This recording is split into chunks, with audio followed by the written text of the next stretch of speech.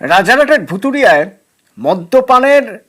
মদ্যপান করছিল এবং সেই সময় তার প্রতিবাদ করায় তাকে মারধর করা হলো। এখানেই শেষ নয়, যিনি প্রতিবাদ করেছেন তাকে মারধর তো বটেই, তার পরিবারের প্রায় কেউই বাদ গেলেন না। পরিবারের 5 জনকে মারধর করা হয়েছে, শিশু, মহিলা। দেখুন, মাথা ফেটে গেছে রীতিমতো।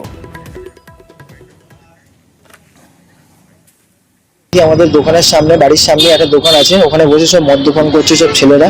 তো ওখানে আমি প্রতিবাদ করার পরে তো আমাকে হঠাৎ করে ওরা উল্টো পাল্টা গালাগালি গিঞ্জিজ করে। তো আমি আমার বাড়ির ফ্যামিলিকে বাবাকে ডাকি। তো ডাকার পরে ওরা খুব চড়াও হয়ে আমার ফ্যামিলিকে খুব মারধর করেছে। আমার চায়ের দোকান সামনেই বাড়ির, রাস্তার উপরে, ওখানে বসে কয়েকজন ছেলে সব মদ্যপান করছিল। আমি বলছি, কি রে, কেন ধাক্কাধাক্কি করছিস? সেই নিয়ে আমাকে ফেলে ঘরের মধ্যে গিয়ে ফেলে নিয়ে মেরেছে। আমার 6টা পর্যন্ত আমাদের প্রমায় চলে গেছে, বাড়ি থেকে আমরা বেরোতে পারছি না, আমাদেরকে খুনের হুমকি পর্যন্ত ছাড় দেওয়া হয়েছে। কারা মারধর করলো অভিযোগ হচ্ছে তাদের মধ্যে একজন তৃণমূল নেতার আত্মীয় পরিচয় দিয়েছেন।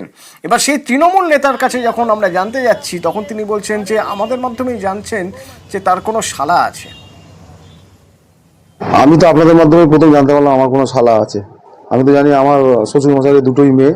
যাই হোক, আমার হয়তো যার তো পুত্র শালা আছে, তার রেসপন্সিবিলিটি তো আমি নেবো না। কিন্তু একটা কথা বলি, আমার শালা হোক আর যার শালাই হোক আর যেই হোক, আমার পরিচিত হোক, আর আমার ছেলেও যদি হতো, অন্যায় যদি করে, ভুল যদি করে, তার জন্য আইন আছে, আইনের পথে চলবে। আইন যেটা মনে করবে সেটা, তার শাস্তি দরকার, শাস্তি হবে।